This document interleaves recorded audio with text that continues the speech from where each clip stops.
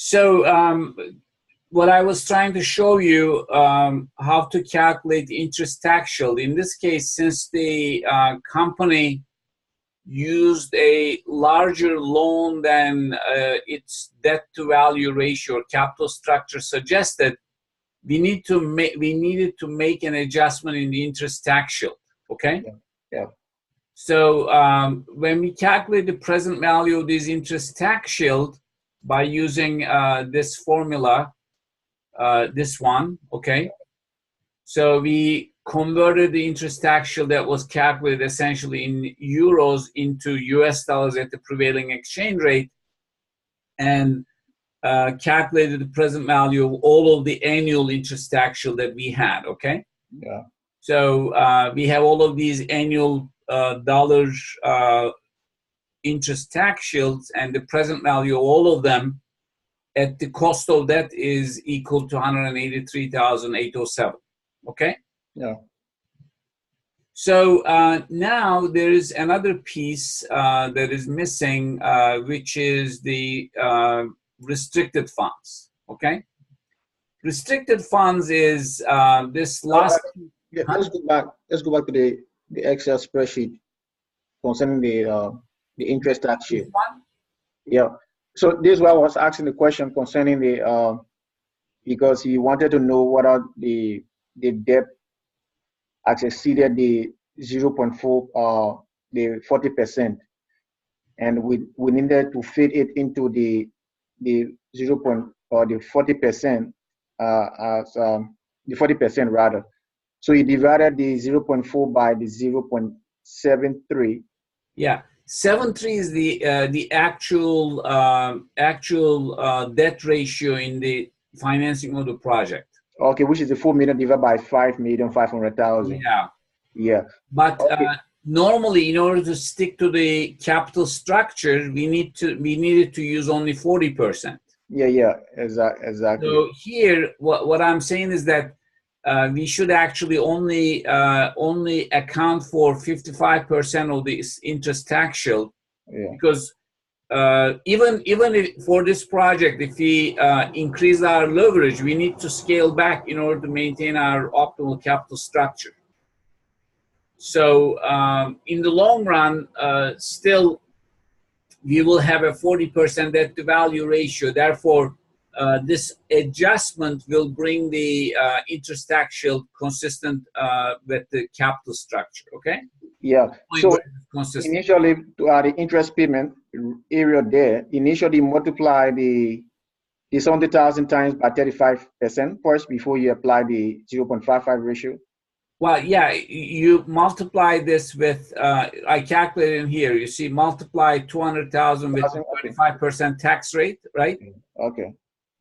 That should be 70,000, but because of this 55% rule that we created, we only accounted 38,500 euros. Well, 35% multiplied by 200,000 gave you the total of 70,000? Well, 200,000 times 35% is equal to 70. Oh, okay. All right. Okay. I get that. Let's proceed. Okay. Okay. Yeah. So what I was saying is that the last piece is the restricted funds. So the company had 750,000 euros in Spain. You remember it has the distribution center in Madrid? In Zaragoza? Huh? Yeah, in Madrid. In Madrid, this is the distribution center. The 750,000. How did you capture that one too? Yeah, okay. The amount accumulated in Spain. Okay, 750,000 euros. Now, okay, the 750,000 either going to be transferred to the U.S. to the parent company, okay, or it is going to be used in Spain. Okay. Yeah. So if we let's assume that we are going to transfer this amount to US. Okay. Yeah. Now when you send this 750,000 to your, let's say, parent company bank account in the US, Yeah. IRS is going to say, okay, what was the basis, the revenue basis for this profit that you're transferring to US? Okay. Yeah. So you need to figure out what is the pre-tax value of this amount in Spain. Okay. So here, since we are paying 20% tax in Spain, okay, Yeah. we actually generated 937,500 euros revenue, or before tax revenue, okay, or before tax profit. We paid 20% tax on it. Yeah. And the net amount turned out to be 750,000. So I calculate this by simply taking the 750,000, dividing it into 1 minus tax rate, Spanish tax rate. Okay? Yeah. This is what I call grossed up value in euro, meaning that this is actually the before tax basis of this after tax profit. Okay? Mm-hmm. Now, I convert this into US dollar at the rate of 1.32, which is the spot rate. Okay? Yeah. So this is equal to 1,237,500. Okay? Yeah. Now, US government will say, okay, you earn $1,237,500 500 in Spain. Okay? Yeah. So I'm going to charge you a tax of 35% because that's what US tax rate is, okay? Yeah. So we'll say you owe me 433,125. Okay? Yeah. But then you say, look, I paid 20% tax to the Spanish government. Okay? So actually I already paid 20% of this to the Spanish government. Okay? Yeah. If the US government and the Spanish government has a tax treaty with each other, IRS will say, okay, I will give you that much of a credit. Okay, so you owe me now, not this amount, but after subtracting the Spanish taxes that you paid, I give you that much of a credit. This is what you owe me now. Okay? So provided you have a tax treaty, so in case they don't have a tax. This is like a tax credit because all the taxes that you paid in Spain, U.S. government gives you back as a tax credit. Yeah, I understand. And now they say, okay, now you owe us $185,625. Okay? Yeah. Tell me, to a point before you continue, is this on the basis of tax treaty? Yes. If the U.S. and Spain did not have any tax treaty, the company would have to pay 433,125 tax. Won't that be double taxation? Yes. When you don't have a tax treaty, actually, you get double taxed. Wow, but the company will lose much. Yes, you would. That's why actually companies usually do not do much business in countries where there are not bilateral tax treaties. Oh, okay. I see. Okay? Yeah. That is one of the important factors. When you invest in a foreign country, you need to check if there is a tax agreement between the countries. Otherwise, you will be double taxed. Wow. Okay? Yeah. But remember, you don't actually have this tax liability until you transfer the money. I mean, you can earn this and you don't have to actually pay any taxes until you bring it into the US. Okay?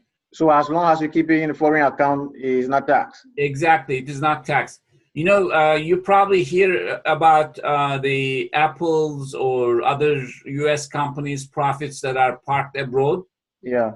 That is exactly why they are keeping their money abroad, because if they bring it into the U.S., they are going to be taxed. Oh, okay. I see. Okay.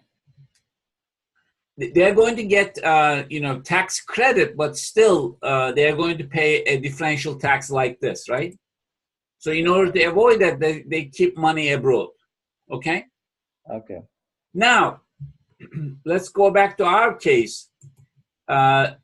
Now, since the company can use the 750,000 euros towards its investment in Spain, they don't actually have to pay this tax. They don't have to transfer $750,000 to abroad.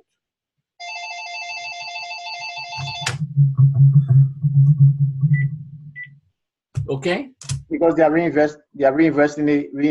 Exactly. They're reinvesting in the country, so they don't have to pay this. Okay. Okay. So here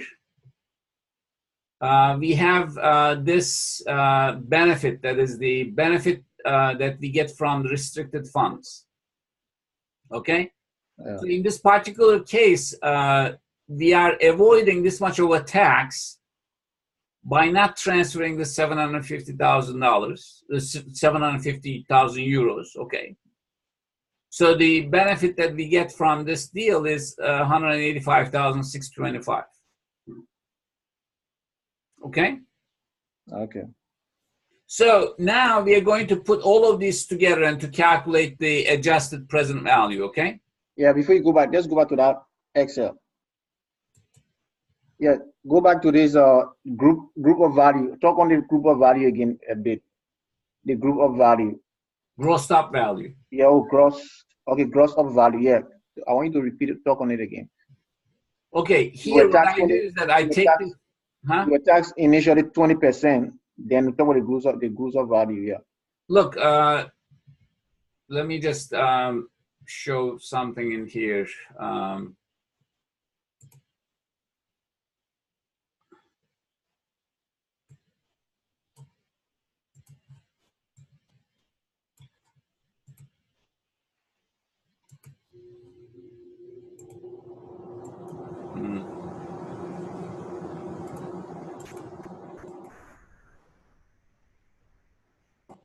Okay. I have let's say I generated a profit in Spain, and then I paid tax on it, 0.2, 20% tax on it. Okay. Yeah.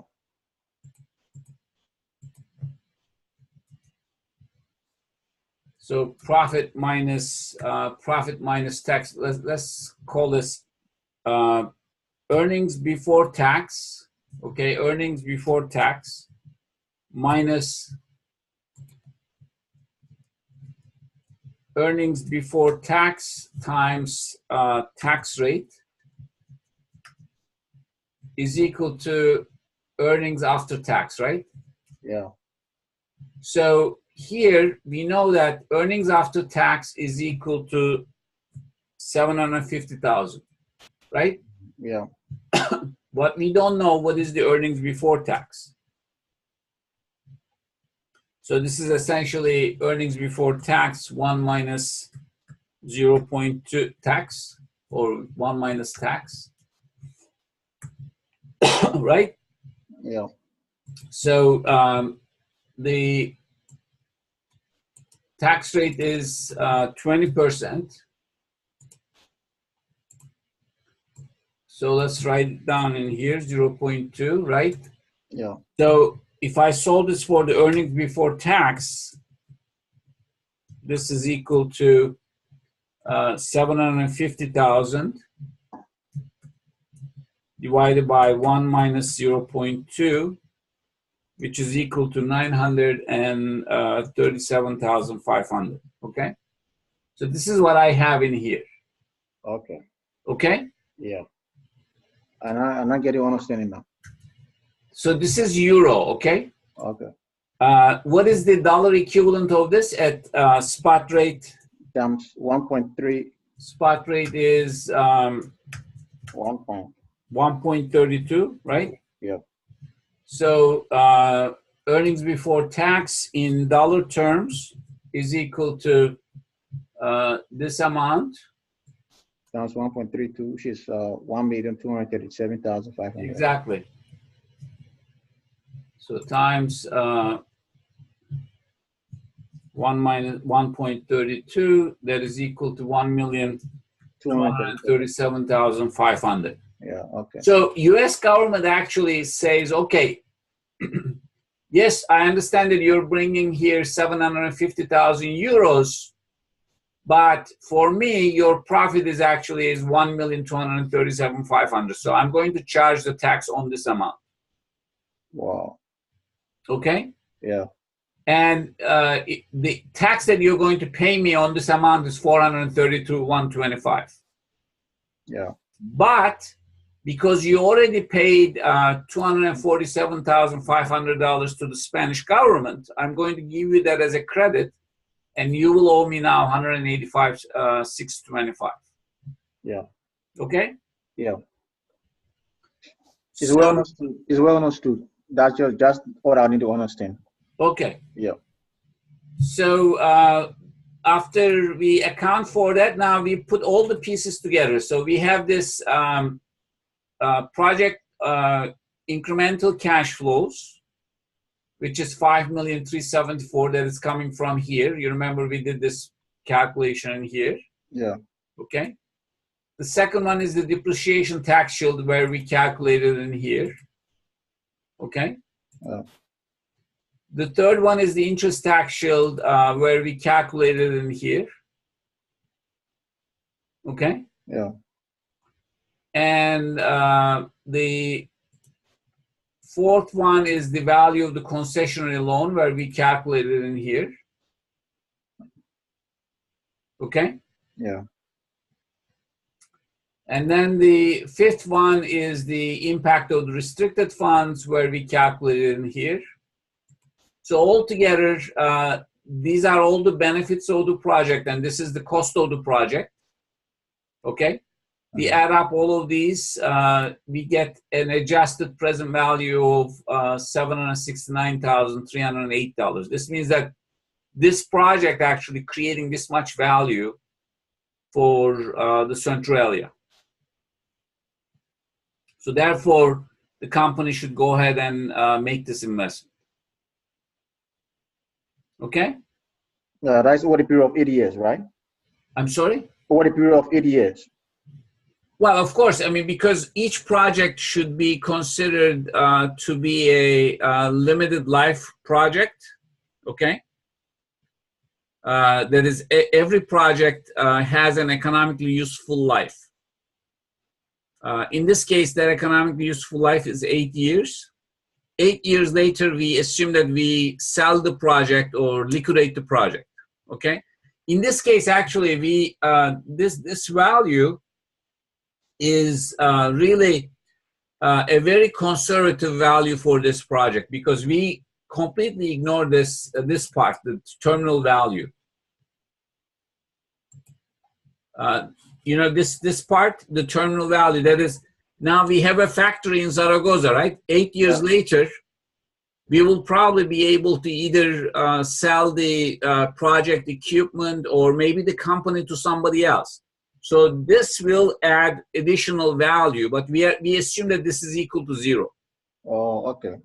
Okay, that means that actually we are approaching this very conservatively. Okay, all right.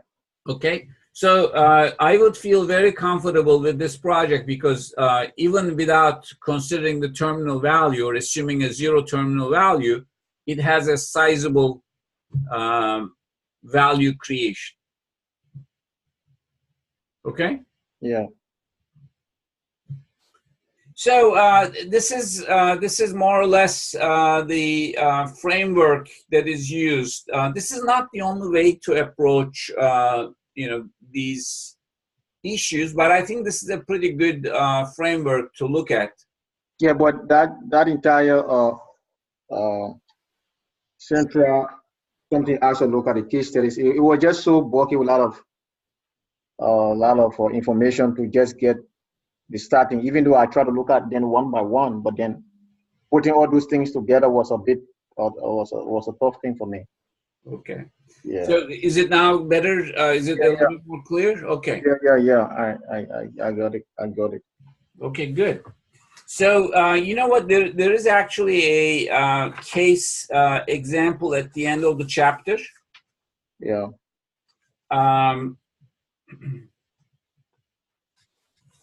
I'll tell you which one.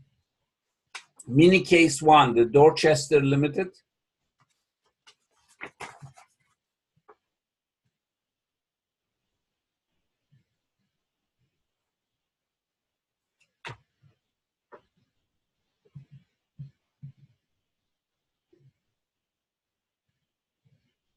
That is going to be your final exam question, okay?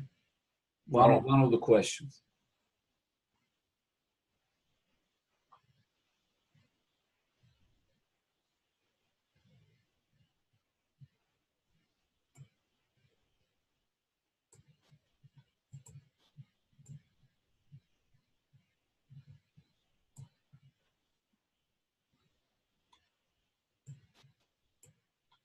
Are you still recording this? Yeah, I'm going to stop recording now, okay?